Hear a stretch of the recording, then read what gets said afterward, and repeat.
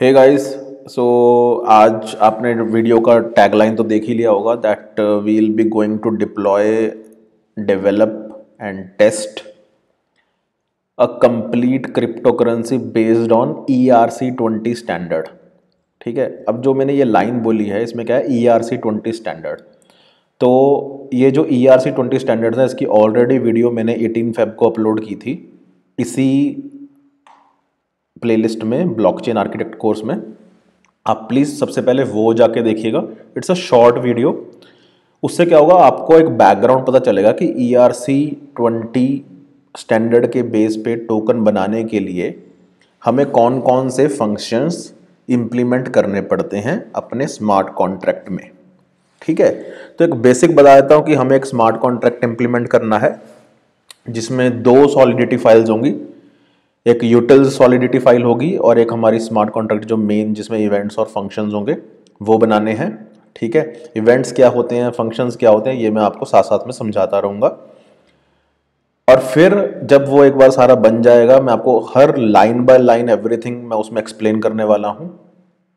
And then maybe keyword by keyword भी explain करूँ। And then हम उसे डिप्लॉय करेंगे रीमिक्स IDE के, जो ये आपके सामने खुला हुआ है, ये एक रीमिक्स IDE है। ठीक है, इसका लिंक मैं डिस्क्रिप्शन में दे दूंगा एक्सेस करने के लिए। एंड जो ये कोड है ये भी आपको अवेल करवा दूंगा गिटहब पे। ठीक है, so don't worry about it. And then अगर कोई भी कमी पेशी रहती है तो आप मुझे प्लीज़ कमेंट सेक्शन में टाइमलाइन के साथ बता दीजिएगा, टाइमलाइन टाइम ड्यूरेशन देके कि यहाँ पे मुझे ये चीज़ समझ नहीं आई तो प्लीज़ एक्सप्लेन कर दीजिए। तो मैं पूरी कोशिश करूँगा 100% आपके डाउट्स को क्लियर करने की। और अब हम स्मार्ट कॉन्ट्रैक्ट डिप्लॉय करेंगे। और देखो, डेवलप तो सॉलिडिटी फ्रेमवर्क में हो जाएगा। ठीक है, डिप्लॉय हम रीमिक्स ही जो हमें प्रोवाइड करता है एक private blockchain network just for testing purposes, उस पर हम डिप्लॉय करेंगे। एंड देन जितने भी फंक्शंस हमने लिखे हैं उसे टेस्ट करेंगे। Okay, everything will be based using remix IDE only which is you are watching currently on your screen. Okay, so this is just the basic. Now let's continue. तो सबसे पहले हमने एक क्रिप्टो करेंसी नाम की एक work space बना लिया। अगर आप चाहते हैं मैं नई वर्क स्पेस बनाऊं तो नई वर्क स्पेस बना देता हूं। मान लो इसे कहता हूं टेस्ट करेंसी, और इसका जो टेम्पलेट है, बहुत सारे टेम्पलेट्स हैं इसमें। ठीक है, I will go with default. ठीक है, डिफ़ॉल्ट बस हमें रीमिक्स IDE है ना, जो मैंने पहले बताया था, ये एक हमें स्ट्रक्चर प्रोवाइड करता है ताकि हम उसके हिसाब से और कॉन्ट्रैक्ट्स बना सकें और प्रोजेक्ट्स में इजीली शफल कर सकें ताकि सेम ही स्ट्रक्चर रहे। ठीक है, तो डिफ़ॉल्ट में बना देता हूँ। तो एक टेस्ट करेंसी नाम का बन गया। तो ये स्ट्रक्चर आ गया, देखिए ध्यान से, कॉन्ट्रैक्ट्स, स्क्रिप्ट्स, टेस्ट। ठीक है, तो ये मेरे पास एक स्ट्रक्चर आ गया। हमें इनमें से कुछ भी यूज़ नहीं करना। ठीक है, जस्ट हमें अपने स्मार्ट कॉन्ट्रैक्ट्स क्रिएट करने हैं। So let me create the very first smart contract for our token creation. The first one is utils, कोई भी नाम रख सकते हो। मैं यूटिलिटी फाइल का utils.sol करके, .sol क्या है, सॉलिडिटी लैंग्वेज में जो भी हम प्रोग्राम बनाते हैं उसका एक्सटेंशन सॉलिडिटी SOL होता है। ठीक है, तो ये यूटिल्स नाम का एक ब्लैंक मेरे पास सॉलिडिटी एक फाइल बन गई है। ठीक है, अब मैं आपको थोड़ा सा रीमिक्स IDE के बारे में बता देता हूँ। सबसे पहले ये लेफ्ट पेन में आप देखिए, ये है मेरा सबसे पहले फाइल्स जो हमने खोल रखा है। ठीक है, सेकंड अगर मैंने कुछ सर्च करना है, ठीक है, कि कौन सी एक्सटेंशन होनी चाहिए, कौन सी एक्सटेंशन नहीं, क्या क्या चीज़ें होनी चाहिए, तो वो यहाँ पे सर्च हो जाता है। थर्ड है मेरा ये कंपाइलर। कंपाइलर के बहुत सारे वर्जन्स हैं। ठीक है, इतने सारे वर्जन्स हैं। We will be using 0.8.17। ठीक है, और फिर इसमें कमिट है, कंपाइल है, ये सारा कुछ है। ऑटो कंपाइल भी कर सकते हो, वार्निंग्स हाइड कर सकते हो, तो ऐसे बहुत कुछ है। And then we have deployment, कौन से एनवायरनमेंट पे डिप्लॉय करना है, कौन से अकाउंट्स। देखो ध्यान से देखिए, रीमिक्स आपको क्या देता है, 15 अकाउंट्स देता है, जस्ट डमी अकाउंट्स जिसमें हर एक में 100 ईथर्स हैं। ठीक है, अब ये 100 ईथर्स क्यों चाहिए, कोई भी ट्रांजेक्शन करने के लिए हमें गैस फी चाहिए होती है। तो वो जो रीमिक्स का अपना एनवायरनमेंट है वो इथीरियम ब्लॉकचेन नेटवर्क पे बना है, तो हम उसे उसकी गैस फी ईथर्स में पे करते हैं। तो इसलिए हमें हर एक में 100 टेस्ट ईथर्स मिले हैं 15 अकाउंट्स में। गैस लिमिट है, आप कितनी एक ट्रांजैक्शन में हाईएस्ट कितनी गैस फी पे करना चाहते हैं, उसके लिए ये गैस लिमिट है। ये वे, ग्वे, फिने और ईथर में कैलकुलेट की जाती है। ठीक है, वैसे हम अपना टोकन डिप्लॉय कर रहे हैं तो हमें कोई भी वैल्यूज ज़रूरत नहीं है इसमें डालने की, क्योंकि हमारा तो अपना ही टोकन होगा। अगर आपको कोई और टाइप के कॉन्ट्रैक्ट्स डिप्लॉय करना है then may you need ethers to deploy.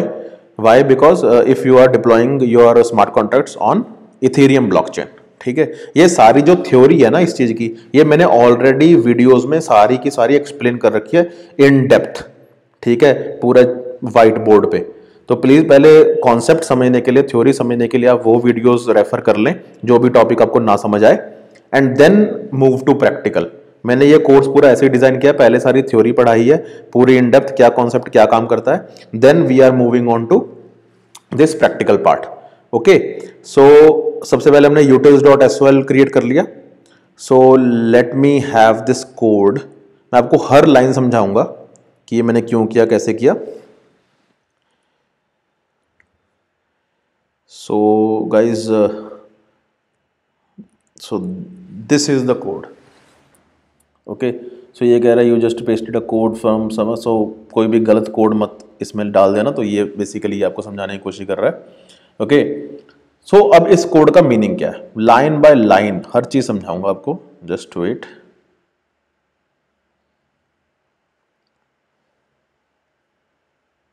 Okay, हाँ जस्ट वेट।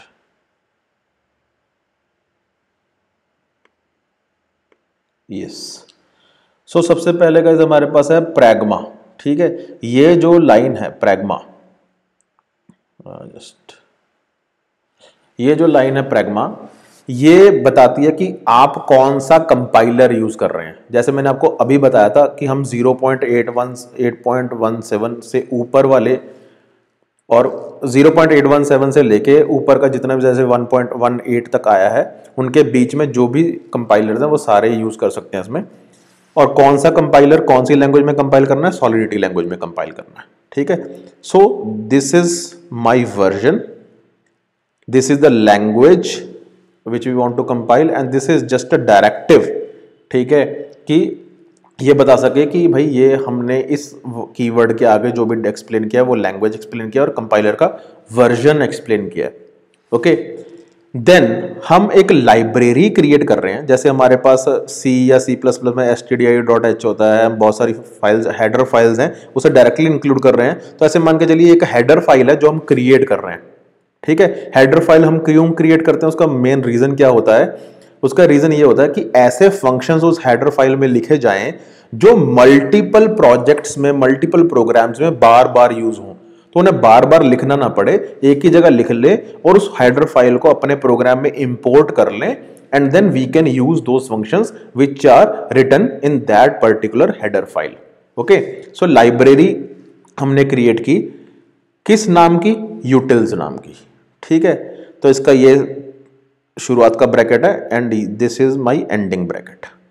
ओके, तो इसके अंदर हमने दो फंक्शंस लिखे, ये वाले, ये दो फंक्शंस लिखे।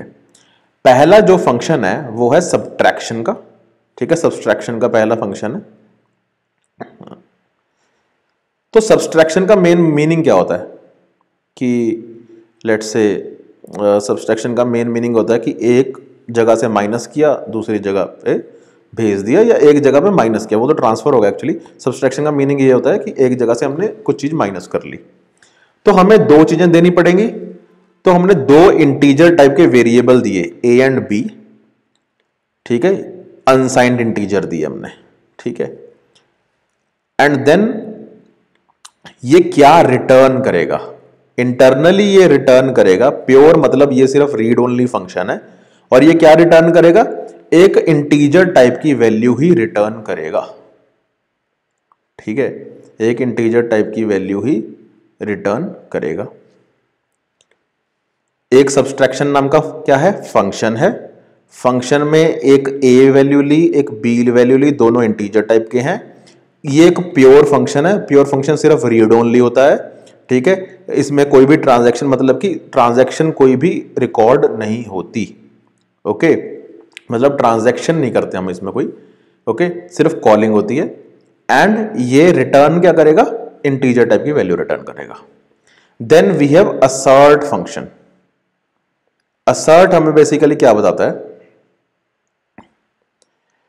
दैट जो B है अगर वो A से छोटा है, मतलब कि अगर B बड़ा हो जाएगा और हम यहां पे B माइनस कर देंगे, मान लो A 50 है और B 100 है, तो -50 वैल्यू आ गई, तो नेगेटिव तो हमारे पास हो नहीं सकता, क्योंकि हम ट्रांजैक्शन क्या इन्वॉल्व करेंगे कि हम एक पैसे कुछ टोकन्स हैं जो ट्रांसफर करेंगे, तो सब्सट्रैक्शन एंड एडिशन होगा। तो ऐसे तो है नहीं टोकन्स नेगेटिव हो जाएंगे, ठीक है, ऐसे तो है नहीं कि टोकन्स नेगेटिव हो।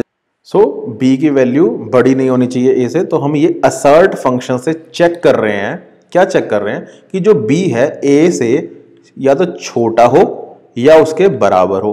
तो अगर बराबर होगा तो जीरो वैल्यू रिटर्न हो जाएगी जब सब्ट्रैक्ट होगा, अगर छोटा होगा तो पॉजिटिव वैल्यू ही, या तो जीरो वैल्यू रिटर्न हो या पॉजिटिव वैल्यू रिटर्न हो। तो ये हम असर्ट से एक कंडीशन चेक कर रहे हैं, बाउंड्री कंडीशन चेक कर रहे हैं, दैट जो बी है वो ए से छोटा या उसके बराबर हो। ओके, फिर हम रिटर्न क्या कर देंगे, अगर ये कंडीशन जो है ट्रू होती है तो हम क्या रिटर्न कर देंगे, a माइनस बी, जो कि इंटीजर टाइप की वैल्यू होगी। ठीक है, इंटीजर टाइप की वैल्यू हमने रिटर्न करनी है। सेम गोज हियर सब्सट्रैक्शन में। ठीक है, अब एडिशन में भी सेम है कि a और b होगा, रिटर्न क्या करेगा, प्योर रिटर्न करेगा सिर्फ इंटीजर। ओके, और हमने एक c डिक्लेयर किया इंटीजर टाइप का जिसमें a प्लस बी कर दिया, और हमने ये असर्ट करना है, क्या असर्ट करना है, दैट c है जो दोनों के जोड़ से a प्लस बी को जोड़ के जो c है या तो वो a के बराबर हो जाए या वो a से बड़ा हो। ठीक है, अदरवाइज तो b का कोई इंपैक्ट ही नहीं हुआ ना। ठीक है, या तो b 0 होगा या b क्या होगा, कुछ वैल्यूज उसकी होंगी। ओके, सो हमारे पास जो असर्ट कंडीशन है दैट इज कि जो c है वो a प्लस बी के जोड़ से या तो a से बड़ा हो, इसका मतलब b में कोई पॉजिटिव वैल्यू थी, या a के बराबर हो, इसका मतलब b 0 था। ठीक है, it's very simple, a plus B function. यही हमारा यूटिल्स का सॉलिडिटी फाइल है। ठीक है, ऐड और सब्ट्रैक्ट हमने ये क्यों बनाई है ये आपको पता चलेगा जब हम सेकंड सॉलिडिटी की फाइल क्रिएट करेंगे, जो हमारा मेन कॉन्ट्रैक्ट होगा। उसमें ये जो दोनों फंक्शन है ये मल्टीपल फंक्शंस में यूज किए जाएंगे, ये दोनों फंक्शंस। ठीक है, these functions will be acting as a sub functions to multiple functions of that smart contract. Okay, so let me create one more new file into this. I will call it as let's say crypto test.sol. Okay, so the second file we have created as cryptotest.sol. ये हमारी file जो होगी ना, this will be the main file. Main file मतलब कि main contract है, पहली वाली तो यूटिलिटी थी। ठीक है, just as a library file. इसमें हम यूज करेंगे वो वाली file, and we will create two things in this, you may note it down. First is events, कौन कौन से इवेंट एमिट होंगे जब कोई फंक्शन उनके कॉरस्पॉन्डिंगली इन्वोक किया जाएगा। फंक्शन, आप फंक्शन को एक्सेस करेंगे, ठीक है, तो फंक्शन को जब एक्सेस करेंगे तो कोई ना कोई इवेंट परफॉर्म होगा। ओके, बस सिंपल ये याद रखना है। सो let me have the code. तो ये आप कोड काफी आपको लंबा लग रहा होगा, लेकिन वेरी वेरी इजी। ठीक है, आपको हर चीज समझाऊंगा। कोई भी कीवर्ड ना समझ आए ना तो please ask me in the comment section. Okay, तो let me start from this line number 1। वही हमारे पास प्रैग्मा डायरेक्टिव है जो कि ये बताता है कि कौन सा कंपाइलर वर्जन आप यूज करेंगे। Language is solidity, version minimum version होगा 0.8.17। ये जो हमारे पास सिंबल है, ठीक है, ये दर्शाता है कि इस 0.8.17 एंड इट्स अबव जो भी कंपाइलर्स हैं वो इस फाइल को जो नीचे सारी दर्शाई गई है उसको कंपाइल कर पाएंगे। ओके, और ये है मेरा इंपोर्ट मैंने किया है वो वाला यूटिल्स, जो हमने ये सेकंड वाला है, ये utils.sol, इसे इंपोर्ट कर लिया। इसके अब सारे फंक्शन हम यूज करेंगे। ओके, अब क्या है कि मैंने एक कॉन्ट्रैक्ट बनाया जिसका नाम रखा test. This will be my contract. पहले हमने क्या लिया था, लाइब्रेरी लिया था, इसमें क्या है, कॉन्ट्रैक्ट है। ठीक है, कॉन्ट्रैक्ट बनाया टेस्ट। इसका क्या नाम रखा, जस्ट ओके, सो इसका हमने नाम रखा क्रिप्टो टेस्ट, जो हमारा है वो फाइल का नाम है, एंड कॉन्ट्रैक्ट का जो नाम है दैट इज टेस्ट। ठीक है, टेस्ट एक नाम रख दिया। अब इसमें हमने क्या किया, यूजिंग यूटिल्स के सारे फंक्शन, स्टार का मतलब है सारे, ठीक है, स्टार का मतलब है सारे फंक्शंस, दो फंक्शंस है ऐड और सब्ट्रैक्ट। यूटिल्स नाम की लाइब्रेरी है, उसको हम यूज करेंगे जिसको हमने ऊपर इंपोर्ट कर लिया है। ओके, ये नाम सेम होने चाहिए बिल्कुल, ठीक है, अपर केस लोअर केस ध्यान से। देन हमने कुछ ऑप्शनल आर्गुमेंट्स हमने डिफाइन किए। फर्स्ट इज नेम, कि हमारे टोकन का नेम क्या होगा। ये एक स्ट्रिंग है, पब्लिकली ग्लोबली अवेलेबल होना चाहिए, कांस्टेंट है, पूरे कॉन्ट्रैक्ट में ये एज ए कांस्टेंट रहेगा, जब डिप्लॉय करेंगे तब भी यही रहेगा। इसका नाम रख दिया हमने CS फैक्ट्री। ठीक है, CS फैक्ट्री नाम का टोकन हम बनाने जा रहे हैं, किसके थ्रू, टेस्ट नाम के कॉन्ट्रैक्ट के थ्रू। उसका एक सिंबल रखा, सिंबल रख दिया CSF। ठीक है, जैसे आपने इथीरियम का है तो ईथ है, ETH सिंबल है उसका, बिटकॉइन का BTC है, वैसे ही हमारे CS फैक्ट्री के टोकन का सिंबल है CSF। अब एक और कांस्टेंट हमने इंटीजर टाइप का बनाया, that is called as decimals. इसकी वैल्यू 18 ली है। अब ये डेसिमल्स क्यों चाहिए और इसकी वैल्यू 18 क्यों है, ये दो क्वेश्चन बनते हैं। तो पहला क्वेश्चन का आंसर है कि डेसिमल्स, डेसिमल्स होते हैं कि मान लो आपकी जो वैल्यू है 0 पॉइंट कितने आगे जीरोस हो पॉइंट के बाद, डेसिमल के बाद, कि इतनी आपको प्रिसीजन चाहिए अपने टोकन की इंक्रीमेंट और डिक्रीमेंट वैल्यू की, 0.000001, ठीक है, समथिंग लाइक दैट। ठीक है, तो ऐसे आपको डेसिमल के बाद कितनी प्रिसीजन चाहिए उसकी वैल्यू की, उसकी अमाउंट की। अब ये स्टैंडर्ड कैसे है कि 18 ही सेट करना है। अगर आप लिखेंगे इथीरियम,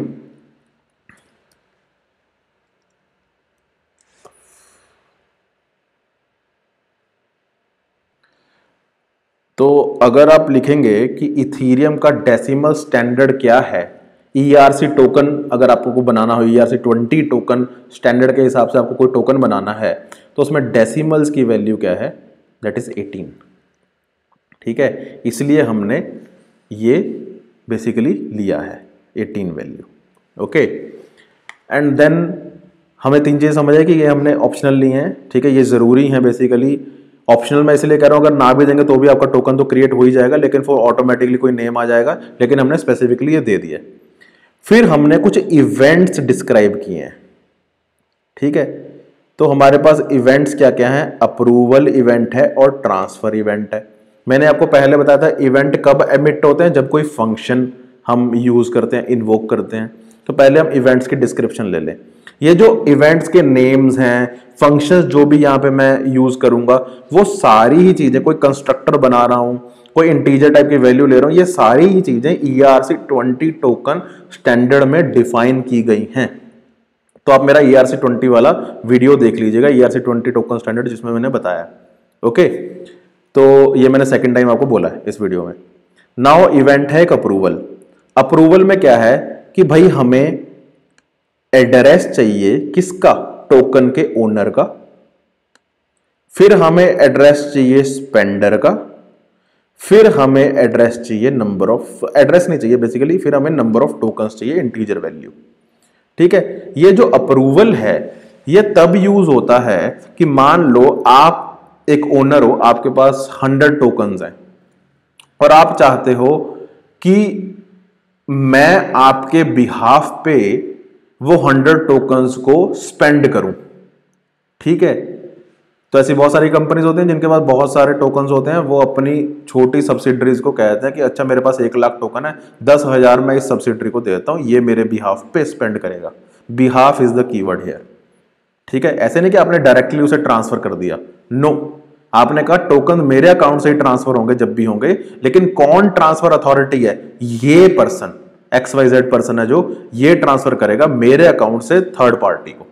ओके, तो उसमें अप्रूवल लगता है इसमें। तो अप्रूवल में क्या है, असली टोकन ओनर कौन है, स्पेंडर, किसको इजाजत दी जाती है कि मेरे अकाउंट से, टोकन ओनर के अकाउंट से टोकन्स स्पेंड करे, और कितने टोकन स्पेंड करने की उसे इजाजत है, वो हम इसमें डिफाइन करते हैं अप्रूवल इवेंट में। ओके, अब ट्रांसफर, ट्रांसफर में क्या है, डायरेक्ट ट्रांसफर है कि कौन से अकाउंट से उसका एड्रेस, कौन से अकाउंट से किसको उसका एड्रेस और कितने टोकन ट्रांसफर कर दिए जाएं। ओके, तो ये दो टाइप के इवेंट्स हैं। अब मैंने कहा था इवेंट्स कब एमिट होंगे, जब कोई फंक्शन इन्हें कॉल करेगा। ठीक है, ये हम बाद में आपको मैं फंक्शन बताऊंगा। Then what we have is mapping. Okay, mapping का मतलब क्या होता है गाइस? मैपिंग एक स्ट्रक्चर होता है, ठीक है, जो कि ट्रैक रखता है overall for the whole life time of your contract. ठीक है, जितना भी डिप्लॉयमेंट टाइम वो रहेगा, डिप्लॉयड रहेगा, ये ओवरऑल ग्लोबल लेवल पे ट्रैक रखता है जिस भी चीज को आप मैप करेंगे। ये की वैल्यू पेयर टाइप का होता है। ठीक है, अब इसमें क्या है, ये मेरी की है एड्रेस और ये मेरी वैल्यू है कि कोई एड्रेस होना चाहिए जब मैं बैलेंसेस एरे को, डिक्शनरी को कॉल करूं। तो बैलेंसेस एक डिक्शनरी होती है या टेबल होता है जिसमें क्या होता है, एड्रेसेस होते हैं, सिंपल। ठीक है, कि इस एक्चुअली हम बैलेंसेस यूज किस लिए करते हैं कि एक अकाउंट एड्रेस जो कि इथेरियम बेस्ड अकाउंट एड्रेस है, in this case ERC20 token case, उस अकाउंट में कितने टोकन्स हैं।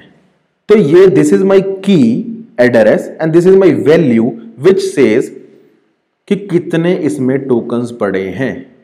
ओके, की एंड वैल्यू, की वैल्यू पेयर मैप कर रहा है की को वैल्यू के साथ। की क्या है, मेरी कोई भी इथेरियम अकाउंट एड्रेस, और वैल्यू क्या है, कितने टोकन्स उसमें अवेलेबल हैं।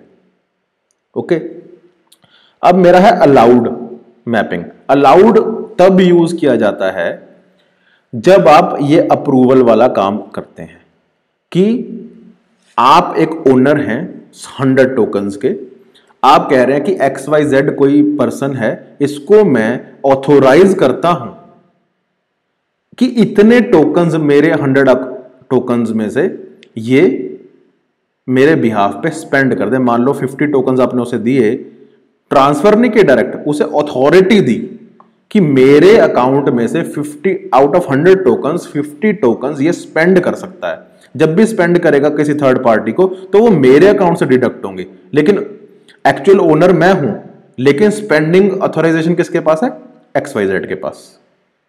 ओके, तो इसमें क्या है कि एक की वैल्यू पेयर है, ठीक है, एक एड्रेस, किसका ये एड्रेस हो, किसका होगा, ये एड्रेस होगा हमारे डेलीगेट का जो XYZ है। फिर उसको मैंने कितने उसके पास वो पड़े हैं, क्या नाम है, या आप ऐसे लीजिए, ये जो फर्स्ट मैपिंग है, this is the address of the owner, actual owner. उसके अकाउंट में मान लीजिए 100 थे, आपने उसे 50 की प्रिविलेज देनी है, स्पेंडर को दे दिया आपने कि 50 की प्रिविलेज है जो 50 अकाउंट स्पेंड करने, 50 टोकन स्पेंड करने की इस एड्रेस में से आपने अथॉरिटी देनी है। किस एड्रेस को, वो एक्चुअली में की है, ये डेलीगेट की है, और ये जो की है एड्रेस की जो है ये है ओनर की। और कितने आपने ट्रांसफर की, कितने टोकन ट्रांसफर की आपने उसे या स्पेंड करने की ऑथराइजेशन देनी है।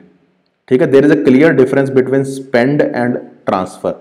ट्रांसफर डायरेक्ट ट्रांसफर होता है और स्पेंड कि आपने ओरिजिनल ओनर के अकाउंट से स्पेंड किए, लेकिन आपके अकाउंट में वो पैसे, वो टोकन नहीं है खुद के, लेकिन आपके पास अथॉरिटी है कि आप ओनर के अकाउंट से वो स्पेंड कर सकते हैं।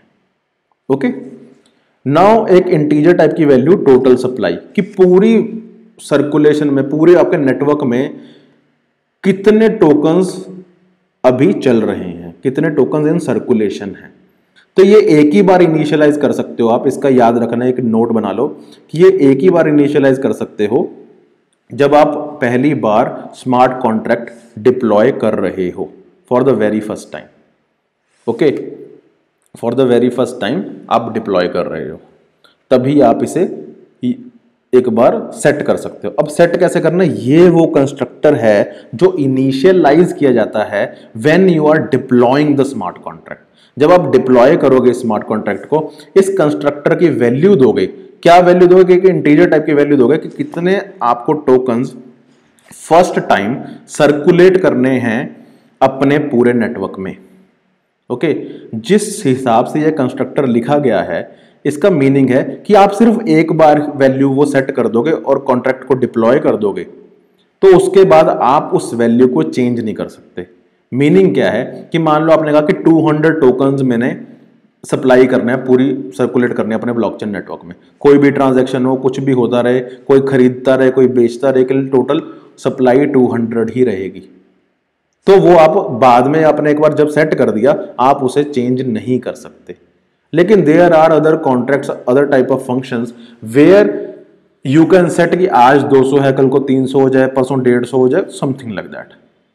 ठीक है, तो ऐसे आप चेंज भी कर सकते हैं, वो अलग टाइप के फंक्शंस बनेंगे। लेकिन ये डिफॉल्ट आपको सिनेरियो समझा रहा हूं कि आपने एक बार सेट कर दिया कितनी सप्लाई, टोटल सप्लाई रहेगी मेरे पूरे नेटवर्क में, मेरे क्रिएट किए हुए टोकन्स की, तो वो आप दोबारा चेंज मॉडिफाई नहीं कर सकते। अब इस कंस्ट्रक्टर को समझिए। कंस्ट्रक्टर में क्या है कि आप एक बार सप्लाई पास करेंगे, इनपुट देंगे, ठीक है, उसके बाद क्या होगा, वो टोटल सप्लाई में आप असाइन कर देंगे। और ये लाइन बहुत इंपॉर्टेंट है। इस लाइन का मीनिंग क्या है कि जिस अकाउंट एड्रेस ने, ये मैसेज और सेंट्रिक अकाउंट एड्रेस है, जिस अकाउंट एड्रेस ने वो जो ये स्मार्ट कॉन्ट्रैक्ट हम बना रहे हैं cryptotest.sol, जिसने ये डिप्लॉय किया है, सबसे पहले उसके अकाउंट में वो total supply of in circulation जो आप डिफाइन करेंगे, मान लो 200 टोकन्स आप CSF टोकन्स बताएंगे, वो सबसे पहले इसके अकाउंट में चले जाएंगे। जब आप डिप्लॉय करते हैं उसके बाद आप लिखते हैं कि 200 tokens is a total supply in circulation, आप ट्रांजैक्शन क्रिएट करते हैं, वो उस ट्रांजैक्शन का मीनिंग क्या है कि जो 200 CSF नए टोकन्स आपने क्रिएट किए और आपने बताया कि टोटल सप्लाई मेरे पूरे नेटवर्क में ये सिर्फ 200 ही रहेगी, वो 200 टोकन्स जाएंगे कहां? वो 200 टोकन्स जाएंगे उस अकाउंट एड्रेस में जिसने वो कॉन्ट्रैक्ट डिप्लॉय किया है।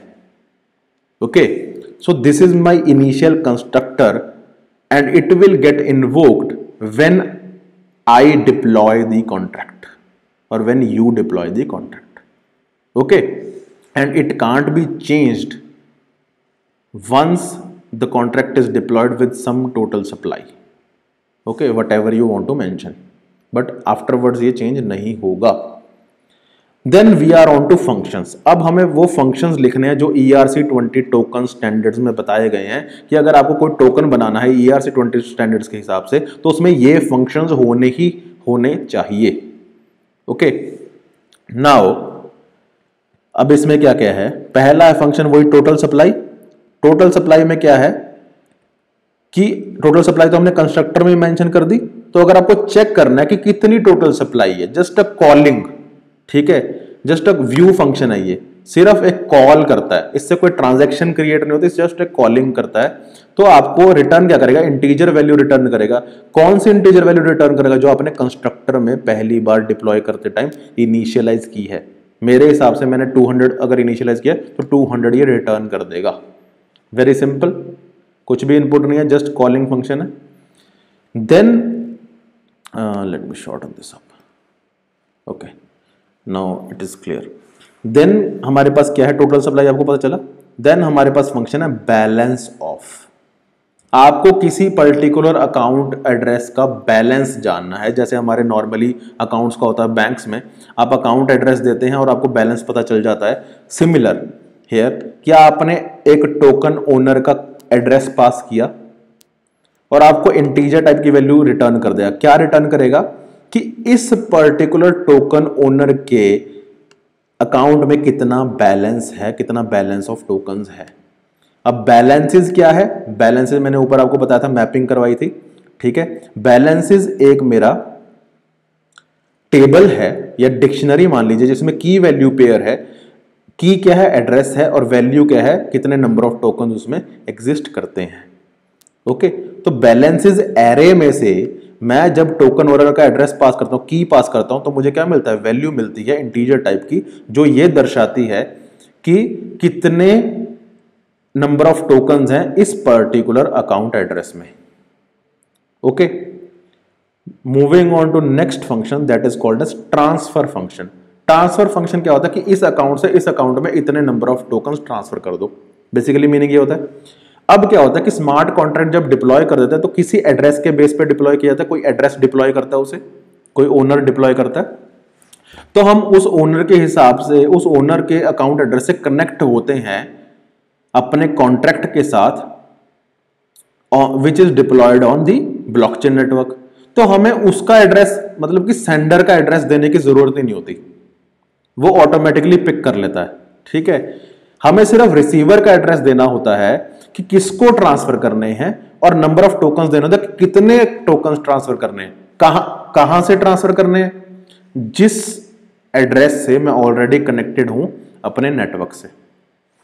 और ये पूरा फंक्शन क्या रिटर्न करेगा, बुलियन वैल्यू रिटर्न करेगा, ईदर ट्रू और फॉल्स। अगर ट्रू है तो इसका मतलब मेरी ट्रांसफर की जो ट्रांजैक्शन है वो सक्सेसफुल हो गई, अगर फॉल्स है तो ट्रांसफर कहीं पे प्रॉब्लम आ गई है, कोई कंडीशन मीट विद नहीं कर रही है, इसलिए ट्रांजैक्शन फेल हो गया, जैसे हमारे नॉर्मली अकाउंट्स में होता है, बैंक्स में होता है।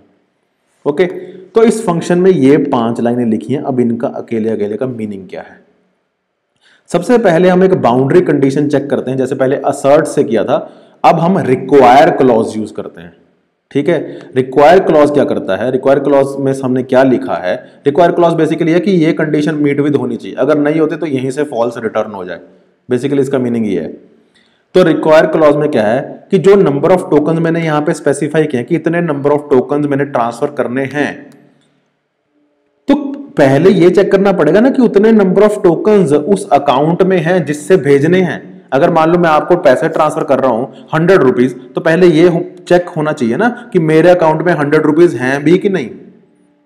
अगर मेरे अकाउंट में 100 रुपीज से कम है, ठीक है, या मेरे अकाउंट में, इसे दूसरी तरह ले लेते हैं, अगर मेरे अकाउंट में 100 रुपीज से कम है तो फॉल्स ही हो जाएगा और मैं 100 ट्रांसफर करना चाहता हूं। अगर मेरे अकाउंट में 100 रुपीज से ज्यादा, this is greater than sign towards this side, अगर 100 रुपीज से ज्यादा मेरे अकाउंट में है या 100 रुपीज के बराबर भी हैं, तो मैं ये कंडीशन पूरी की पूरी सेटिस्फाई करता हूं, because I want to transfer only 100 rupees. Okay, तो सेटिस्फाई हो गए।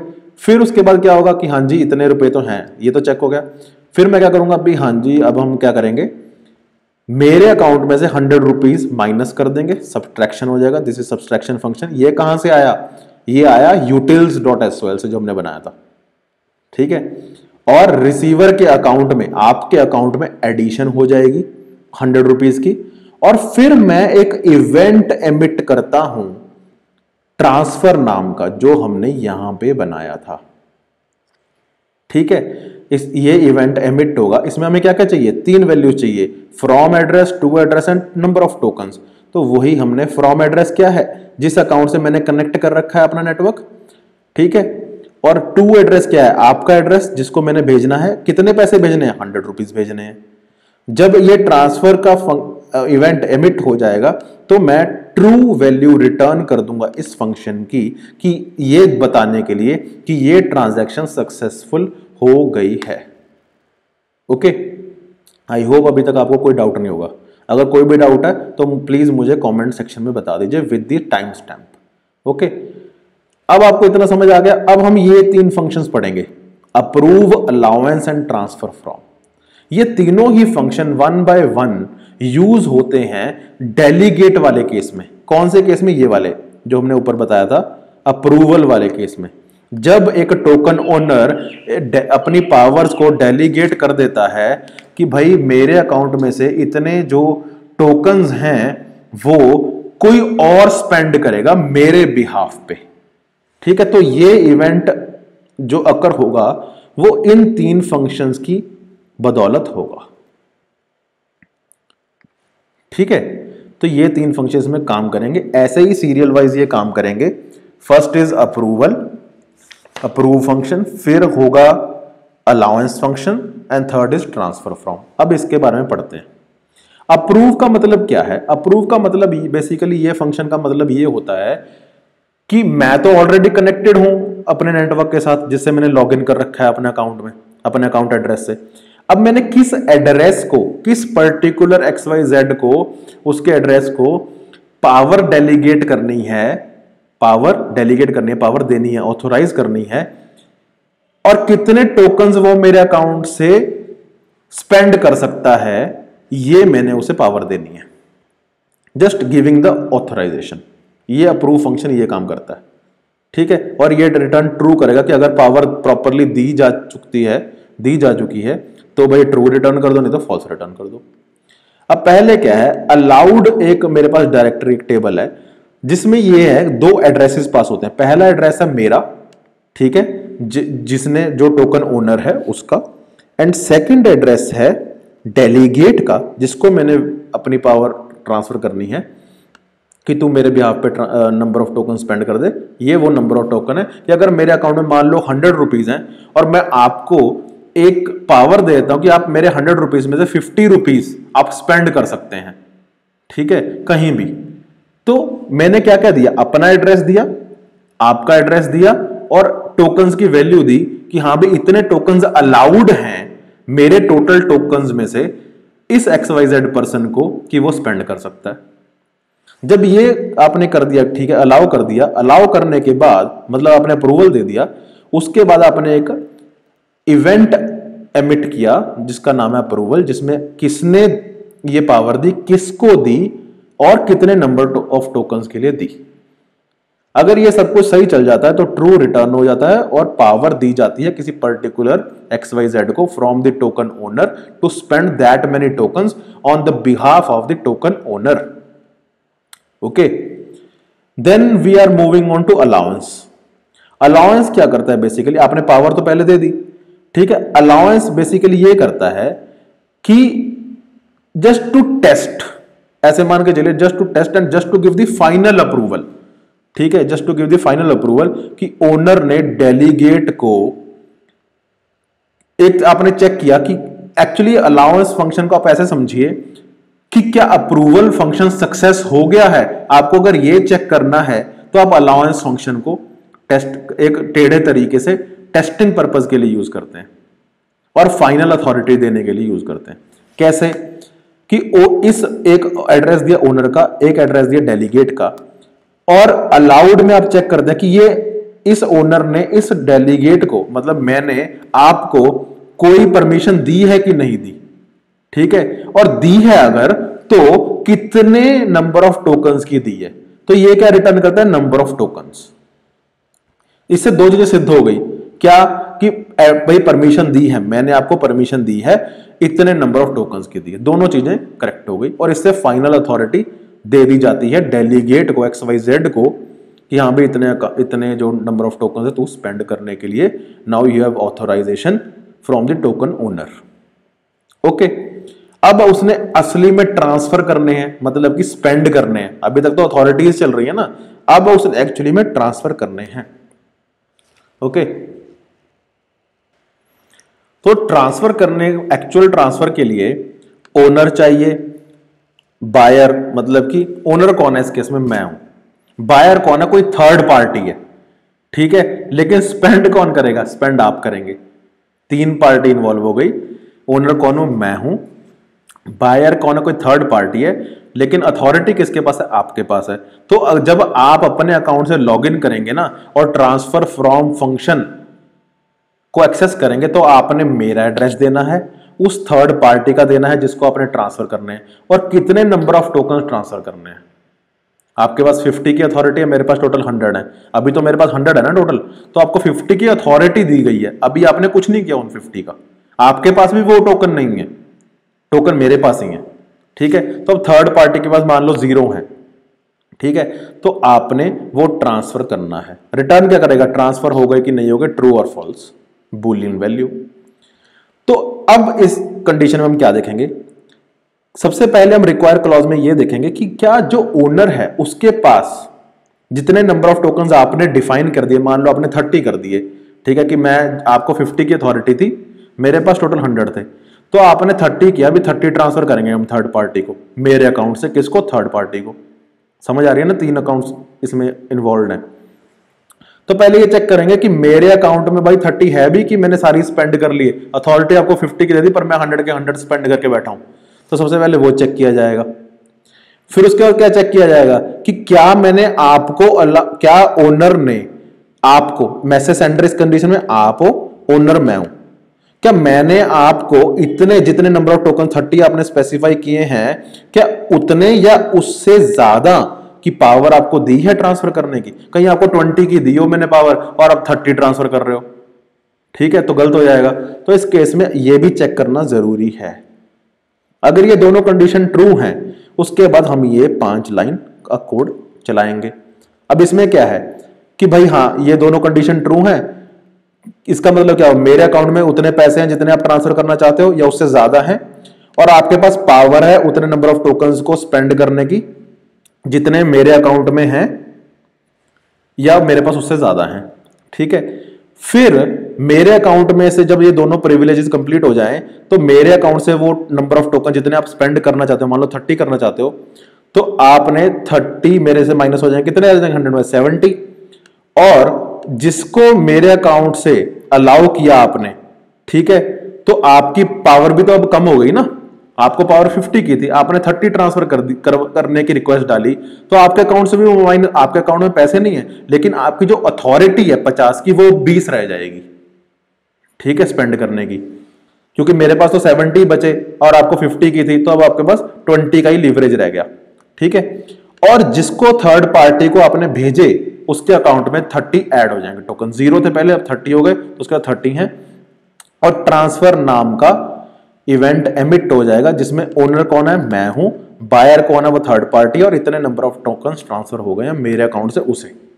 ठीक है, और ट्रू हो गई है ट्रांजैक्शन कि ये जो ट्रांजैक्शन है ये सक्सेसफुल हो गई है। ओके, आई होप आपको ये अच्छी तरह समझ आया हो।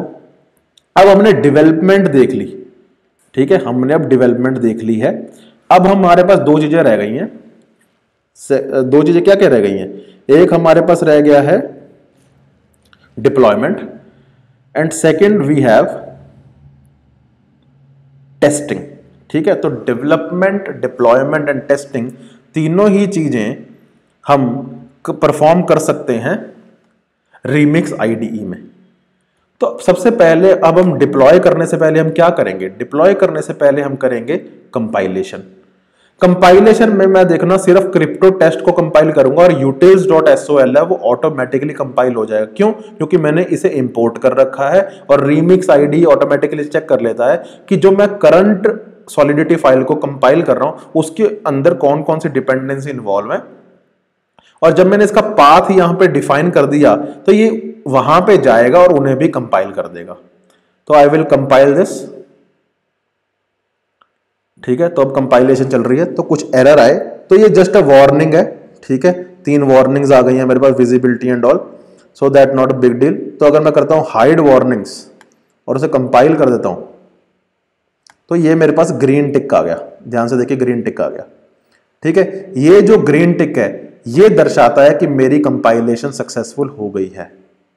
और आपके पास ये तीनों चीजें आ जाएंगी, पब्लिश ऑन IPFS, ठीक है, स्वाम, कंपाइलेशन डिटेल, जब ये आ जाए इसका मतलब कंपाइल प्रॉपरली हो गया है। अब ये ABI क्या होता है, बाइट कोड क्या होता है, ये मैंने ऑलरेडी समझा रखा है। अगर आप कंपाइलेशन डिटेल देखना चाहें तो इसमें बहुत कुछ चीजें आ जाएंगी। कॉन्ट्रैक्ट का नेम क्या है, टेस्ट नेम हमने रखा था। ठीक है, नॉट दिस cryptotest.sol, जो कॉन्ट्रैक्ट का नेम रखा था। ठीक है, अंदर यहाँ पे ये वाला। ठीक है, तो फिर और हमारे पास क्या है, मान लो आप इसमें ऑप कोड्स देखना चाहते हो। ऑप कोड्स किसके लिए यूज होते हैं, कमेंट सेक्शन में बताइए पॉज करके। ठीक है, ऑप कोड्स एक्चुअली यूज होते हैं गैस फी काउंट करने के लिए, कितनी गैस फी लगेगी पर्टिकुलर ट्रांजैक्शन को परफॉर्म करने के लिए। उसके बाद ABI मेरे पास है, जैसे हर फंक्शन का ABI होगा, हर इवेंट का, हर फंक्शन का एक बाइनरी इंटरफेस बनेगा। ठीक है, आप यहाँ पे देख सकते हैं इनकी डिटेल। तो ये बहुत कुछ आप ऐसे ऐसे देख सकते हैं। अब कंपाइल हो गया, अब हमें करनी है डिप्लॉयमेंट। नाउ दिस फील्ड, ये जो आइकॉन आपको दिख रहा है ये वाला, ठीक है, ये हमारा डिप्लॉयमेंट के लिए यूज होता है। इसमें क्या है, एनवायरनमेंट में देखिए कि बहुत सारे एनवायरनमेंट्स हैं। गनाश टूल है, मैंने आपको बताया था, प्रोविजन कर सकते हैं आप अपना private network for testing purpose. Injected, ये Web3 के लिए, मेटामास्क वगैरह को कनेक्ट करने के लिए। और हम सिंपल डिफॉल्ट यूज करेंगे remix VM London, virtual machine which is based in London. अब ये देखिए यहां पे आपको मैंने बताया था 15 अकाउंट्स मिलेंगे। ठीक है, 15 अकाउंट्स मिलेंगे आपको। ये 15 अकाउंट्स हैं प्राइवेट नेटवर्क के अंदर, टेस्ट अकाउंट्स हैं जिसमें हर एक में 100 ईथर्स हैं। क्यों? ये इथेरियम ब्लॉकचेन पे बना है। ओके, नाउ इथेरियम ब्लॉकचेन पे बना, इतना आपको समझ आया। एंड देन इसमें गैस लिमिट है, ठीक है, गैस लिमिट हमने यहाँ पे डिफाइन कर दिया कि 3 मिलियन वेज जो हम यूज़ कर सकते हैं WEI, ठीक है, जो कि ईथर की एक छोटी वो है फ्रैक्शन है। देन कॉन्ट्रैक्ट क्या है हमारा, cryptotest.sol। फिर हमारे पास डिप्लॉयमेंट का यहाँ पे आ गया। अब देखिए डिप्लॉयमेंट में देखिए आपको क्या पूछेगा, टोटल सप्लाई, जो मैंने कहा था कि कितनी टोटल सप्लाई चाहिए आपको, ठीक है, डिप्लॉयमेंट में कितनी टोटल सप्लाई चाहिए। मान लो मैं यहां पे रख दूंगा 200। ये 200 क्या है, ये 200 टोकन है, CSF टोकन, CS फैक्ट्री के टोकन्स 200, ठीक है, जो आपको ये बताते हैं कि एक बार आपने ये सेट कर दिया, आप इसे चेंज नहीं कर सकते। जितने भी अकाउंट्स में आप ट्रांजैक्शन करें, जो 15 अकाउंट्स आपको दिए हैं उसमें कितनी बार ट्रांजैक्शन करते रहे, टोटल सबकी सप्लाई मिलकर सिर्फ 200 ही रहेगी, आपको इसको मॉडिफाई नहीं कर सकते। So let me translate this, so I am deploying this. So मैंने डिप्लॉय कर दिया ये, यहां पे देखिए ये लॉग जनरेट हो गए, ठीक है, यहां पे इतनी गैस फीस लगी इसे करने की और 200 CSF जनरेट हो चुके हैं मेरे पास। ओके, तो हमारा कॉन्ट्रैक्ट परफेक्टली डिप्लॉय हो गया है। ये जो ग्रीन सिंबल है यही बताता है कि परफेक्टली डिप्लॉय हो गया है। जब डिप्लॉय हो जाएगा तो यहां पे आ जाएगा ट्रांजैक्शन रिकॉर्डेड 1, एक ट्रांजैक्शन रिकॉर्ड कर दी गई है, यही वाली जो लॉग्स में आपको दिखा रहा है, ठीक है। अब आप इसे अगर टेस्ट करना चाहते हैं तो ये सारे फंक्शंस आपको जो हमने बनाए थे वो आ गए हैं यहां पे, एवरी फंक्शन इज हियर, ठीक है। तो अगर आपको चेक करना है कि भाई टोटल सप्लाई कितनी है, टोटल सप्लाई पे क्लिक कर दो, 200 यूनिट्स आ गया, ध्यान से देखिए 200 यूनिट्स आ गया, ठीक है। तो 200 यूनिट्स किसके पास चले गए, इस अकाउंट एड्रेस के पास। ये पहला अकाउंट एड्रेस है। ये देखो कुछ ईथर कम हो गए 100 से, क्यों, क्योंकि कुछ गैस फीस लगी वो ट्रांजैक्शन करने के लिए जब हमने डिप्लॉय किया, ठीक है। तो ऐसे आप सबको टेस्ट करते, मान लो मैं यहां से कॉपी कर लेता हूं ये एड्रेस और मैं देखना चाहता हूं कि इस अकाउंट में कितने CSF टोकन्स हैं, CS फैक्ट्री के टोकन्स हैं। कॉल करोगे आ गया 200। मैंने कहा था ना कि जब आप जिस अकाउंट से आप डिप्लॉय करते हो और टोटल सप्लाई बोलते हो जितनी, वो टोटल सप्लाई 200 CSF जो हमने डिफाइन किए थे वो किस में चले गए, वो उस अकाउंट के एड्रेस में चले गए जिसने वो कॉन्ट्रैक्ट डिप्लॉय किया था, फर्स्ट टाइम डिप्लॉय किया था, ठीक है। अगर आप डीबग में जाना चाहते हैं, यहां पे लॉग में जाना चाहते हैं, तो यहां पे 200 दिखाएगा कि इस अकाउंट एड्रेस में ये जो कौन है, ये टोकन ओनर है, टोकन ओनर है। कितने इसमें टोकन्स हैं CSF 200। डेसिमल्स देखने हैं, 18 आ गया, 18 आपने डिफाइन किया था, 18 डेसिमल प्लेसेस। यहां पे जाके देखेंगे तो यहां पे भी आपको 18 ही दिखेगा। ये ट्रांजैक्शन जस्ट कॉलिंग, क्या नेम है आपके टोकन का, CS फैक्ट्री है जी आपके नाम, ठीक है। टोकन का नाम क्या है, CS फैक्ट्री है। क्या सिंबल है, सिंबल पे क्लिक कर देते हैं, सिंबल है जी CSF, ठीक है, सिंबल क्या है, CSF, ओके। तो आप एक चीज देख रहे होंगे, ये जो फंक्शंस आप left hand side left pen में देख रहे हैं कि कुछ तो ऑरेंज है और कुछ ब्लू है। गाइस जो ब्लू वाले हैं ना, ये दर्शाते हैं कि भाई कोई भी ट्रांजैक्शन परफॉर्म नहीं करते हम, इससे कोई ज्यादा गैस फीस नहीं लगती, ठीक है। अगर आप यहां पे जाके देखना चाहें तो कोई भी गैस फीस नहीं लगी हुई, ठीक है, क्योंकि कोई ट्रांजैक्शन परफॉर्म नहीं करे, they are just a calling function. लेकिन ये जो ऑरेंज वाले हैं, जब आप इनको यूज करेंगे तो गैस फीस लगेगी, ओके। तो ये डिफरेंशिएट करते हैं, इससे ट्रांजैक्शन रिकॉर्ड होती हैं जो हमारे ऑरेंज वाले हैं, ओके। इतना आपको समझ आ गया, ब्लू वाले आपने सारे देख ली। Now we will go with transfer. अब मान लो ट्रांसफर में क्या क्या है, जिस अकाउंट से मैं तो एक अकाउंट से ऑलरेडी कनेक्टेड हूं, इस वाले से जिसमें 99.99 वाला C4 एंडिंग विद DC4, ठीक है, ये अकाउंट एड्रेस है, ये तो मैं कनेक्टेड हूं। लेकिन मैंने ट्रांसफर में क्या डिफाइन किया था, अगर यहां पे आप देखना चाहें कि ट्रांसफर ये जो फंक्शन है इसमें सिर्फ रिसीवर और नंबर ऑफ टोकन्स मैंने देने हैं, वही फंक्शन ये दो इनपुट्स मांग रहा है, रिसीवर और नंबर ऑफ टोकन्स। मेरे पास कितने टोकन है, 200 हैं, मैंने मान लो 20 ट्रांसफर करने हैं, सॉरी गलत लिख दिया मैंने, यहां पे मैंने नंबर ऑफ टोकन्स 20 हैं, किसको ट्रांसफर करने हैं, ये मान लो मैं 15th अकाउंट में कर देता हूं, 94148 वाला, 92148 वाला कॉपी किया, यहां से एड्रेस कॉपी हुआ, तो मुझे यहां पे ट्रांसफर करने हैं। अभी मैंने क्लिक नहीं किया, ट्रांजैक्ट पे क्लिक नहीं किया, जब तक मैं ट्रांजैक्ट पे क्लिक नहीं करता तब तक ट्रांसफर नहीं होते। पहले आपको मैं ये दिखाना चाहता हूं कि जो मेरा 92148 है उसमें कितने उसका बैलेंस क्या है। कॉल पे क्लिक किया, बैलेंस आ गया 0। ठीक है, बैलेंस आ गया 0। ओके, अब मैं यहां पे मैंने 92148 वाला अकाउंट दे रखा है। ठीक है, मैं कनेक्टेड किससे हूं, मैं कनेक्टेड हूं अभी, जस्ट लेट मी चेक, अभी मैं कनेक्टेड हो जाता हूं अपने पहले वाले से जिसमें 200 पड़े हैं। कनेक्ट हो गया मैं। अब मैं ट्रांजैक्ट करता हूं। अब देखो क्या हुआ, अभी ट्रांजैक्ट नहीं हो रहा। Just let us check, let us wait for some seconds. Transact to test transfer is pending. ठीक है, देखते हैं हो रहा है कि नहीं। Okay, now this is done. ठीक है, ट्रांजैक्शन परफॉर्म हो गई।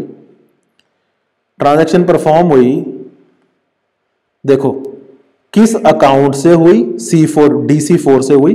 Let me zoom in, DC4 से हुई। किस अकाउंट में हुई, 92148 वाले में। कितने टोकन ट्रांसफर हुए, 20। ठीक है, अब जब हमारे पास 92148 का बैलेंस ऑफ में पड़ा ना 92148, इसे कॉल करते हैं। पहले कितना 0, अब कितना है 20।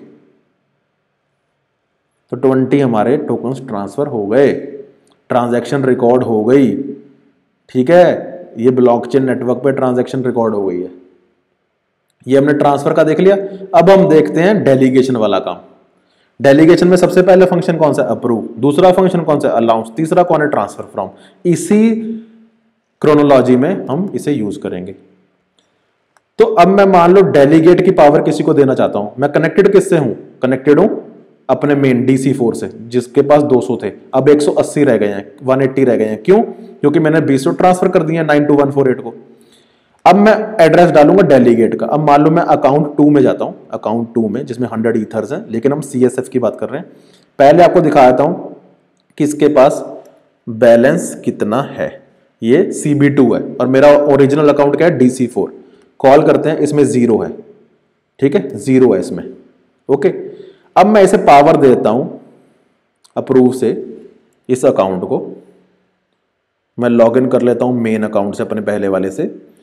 और डेलीगेट स्पेंडर को मैं देता हूं, मान लो आपको दे रहा हूं कितने करने की, मान लो 50 टोकन्स आप स्पेंड कर सकते हैं मेरे बिहाफ पे। ट्रांजैक्ट कर दो भाई, ट्रांजैक्शन हो गई।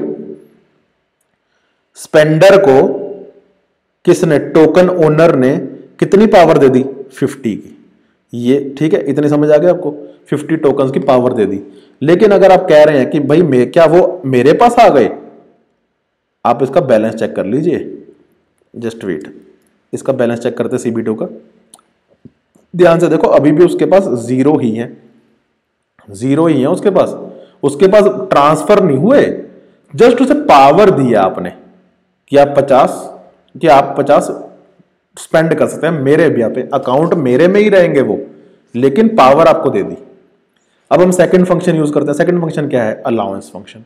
अलाउंस फंक्शन में क्या क्या मांगा है, अलाउंस फंक्शन में मांगा है किसने किसको दिए।